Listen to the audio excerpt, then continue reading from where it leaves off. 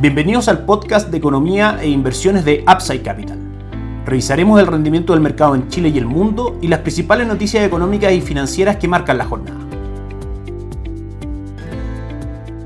Muy buenos días, ¿cómo están ustedes? Viernes 6 de octubre de 2023, soy Ramiro Galeano, fundador de Upside Capital. Les doy la bienvenida a otra edición más de mercados en Upside Capital. Como todos los viernes vamos con el cierre semanal de mercado, comenzando por la cifra publicada hoy por parte del INE, el Instituto Nacional de Estadística. El IPC correspondiente al mes de septiembre crece en su medición mensual un 0.7% por sobre las estimaciones del mercado, levemente que estaban situadas en el 0.6%, y en su medición anualizada marca un crecimiento del 5.1%, menor al 5.3% que había mostrado en agosto, pero levemente por sobre las expectativas del mercado, que esperaban que el crecimiento que marcara en su medición anualizada este dato al mes de septiembre fuera del 5%. La interpretación, por supuesto, siempre en base a nuestra estrategia de inversión y a cómo esto provoca algunos movimientos en el mercado de renta fija. Desde nuestro punto de vista es positiva porque la caída de la inflación anualizada sigue siendo bastante marcada mes contra mes, y como sabemos se dirige a lo que muestran las encuestas realizadas por el Banco Central, tanto de operadores financieros como expectativa económica, donde las expectativas de inflación a 24 meses plazo están ancladas en el 3%, y la trayectoria que está cumpliendo la inflación es claramente bajista, del 14.1% en diciembre del 2022 al 5.1% ahora en septiembre de 2023. Eso de todas maneras reafirma que no es necesario que nuestra economía mantenga tasas tan altas como las actuales, y eventualmente fortalece el proceso de ciclo de rebaja de tasa de política monetaria. Y respecto a la medición mensual, si bien fue levemente por sobre lo esperado, no representa desde nuestro punto de vista un cambio tan relevante como para pensar en un cambio, valga la redundancia, de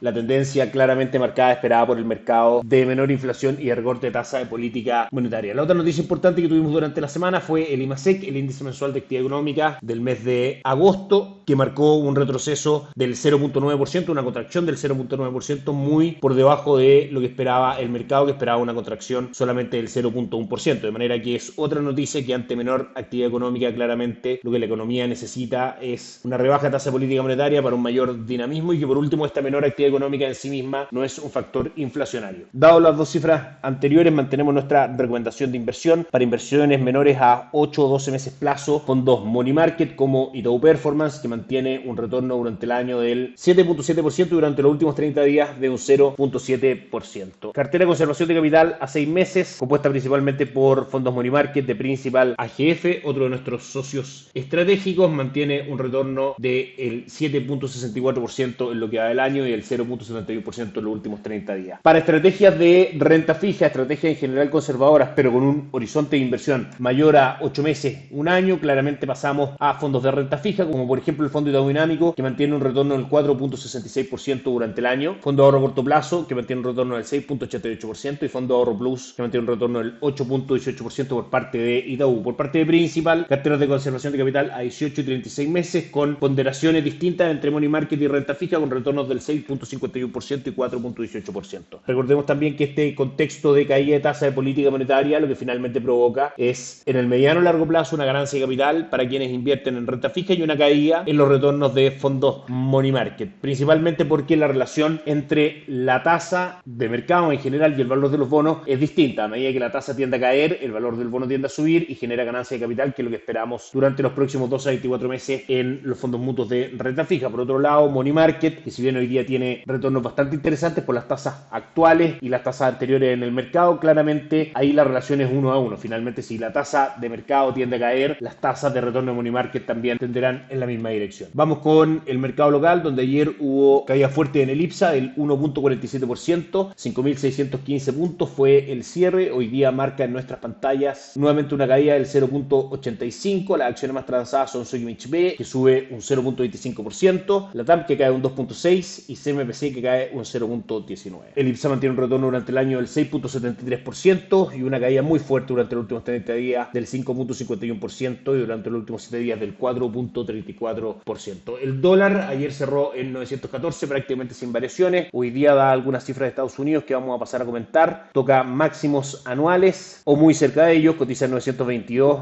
y gráficamente hablando los máximos anuales están en 923,50. Impulsado principalmente por el alza del dólar index, que a esta hora también marca un aumento de sus cotizaciones del 0.33%, respeta finalmente la línea de tendencia que mantiene desde julio de este año, y por supuesto provoca también que el dólar en Chile tienda a subir. Como sabemos, los fundamentales de corto plazo del del dólar que han hecho que marque en los niveles actuales alrededor de 920 pesos tienen que ver con el recorte de tasas en Chile, con que aún no comienza el ciclo de recorte de tasas en Estados Unidos, principalmente con esos dos factores. Claramente, en algún minuto el recorte de tasas en Estados Unidos comenzará. Las débiles cifras de Chile, que le han hecho un flaco favor al peso chileno frente a las cotizaciones del dólar, serán mejores, fortalecerán al peso chileno y en definitiva los fundamentos de mediano y largo plazo del dólar serán bajistas para la moneda independiente que hoy día esté marcando máximos históricos desde nuestro punto de vista de manera un poco accidental, pero con fundamentos en el corto plazo que la han llevado a esos niveles que, como decíamos, en el mediano y largo plazo serán bajistas. Por último, el cobre, que ayer cayó un 1.24%, cerrando en $3.54. Hoy día repunta un 2%, $3.62. Y como buena noticia, finalmente por ahora no rompe el piso o soporte en 3.56, situación en la que se podrían desencadenar más ventas y por supuesto hacer que el precio tienda a caer. Pasamos a mercados extranjeros, donde ayer hubo leves pérdidas en Wall Street. Dow Jones cayó un 0.03%, S&P 500 cayó un 0.13% y Nasdaq un 0.12%. Repasamos las noticias más importantes de la semana. Desde el día lunes hasta ayer, el mismo día lunes, a través del PMI manufacturero del índice de gerentes de compra del Instituto ISM, marca un avance de 49 puntos, aún en zona de contracción por sobre los 47 puntos que el mercado esperaba. Buena noticia para Estados Unidos. El día martes también una buena noticia para la economía. Encuesta de ofertas de empleo crece por sobre lo que el mercado esperaba. El día miércoles tuvimos algunas cifras por debajo de lo esperado, cambio en el empleo en agrícola, solamente creación de 89.000 puestos de trabajo versus las 153.000 que el mercado esperaba respecto al sector privado. Y el PMI de servicios marca el del Instituto ISM en línea con lo esperado en zona de expansión. Y el PMI de servicios medido por S&P Global marca levemente por debajo de lo esperado, pero aún en zona de expansión. Por último, ayer jueves también las peticiones semanales por subsidio de desempleo por debajo de lo esperado, marcando 207.000 versus las 210.000 que esperaba el mercado. Y hoy día las noticias más importantes, datos de empleo en Estados Unidos, que pasamos a revisar. Ingresos medios por hora en su medición mensual bajo lo esperado, crecen 0.2% versus el 0.3% que esperaba el mercado. En su medición anual crecen un 4.2% por debajo del 4.3% que esperaba el mercado. La creación de empleo en agrícola marca muy por sobre lo que se esperaba, prácticamente el doble. Se esperaba que Estados Unidos creara 170.000 nuevos puestos de trabajo y crea 340.000. Y la tasa de desempleo se mantiene en el 3.8% en circunstancias que el mercado esperaba que bajara al 3.7%. Como pueden ver, en general, las noticias de hoy respecto a la creación de empleo y las noticias de la semana han sido noticias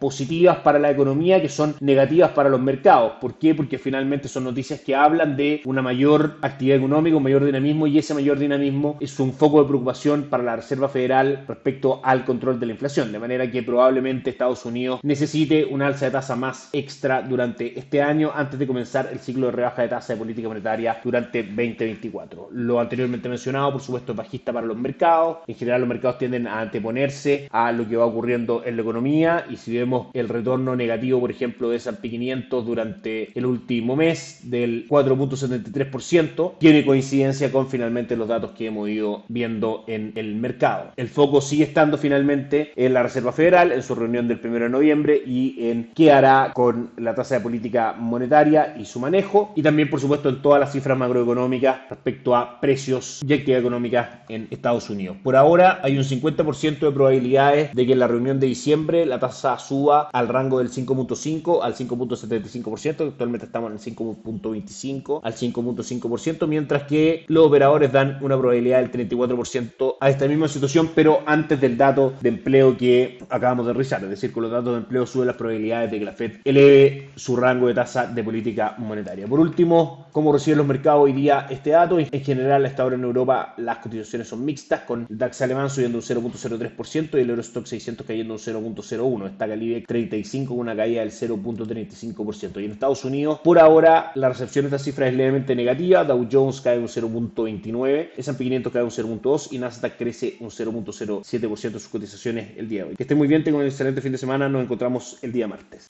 Gracias por escuchar el podcast de Economía e Inversiones de Upside Capital. Te invitamos a visitar nuestro sitio web www.upsidecap.cl y contactarnos para brindarte una asesoría objetiva, sin sesgo y con una mirada global para tus inversiones.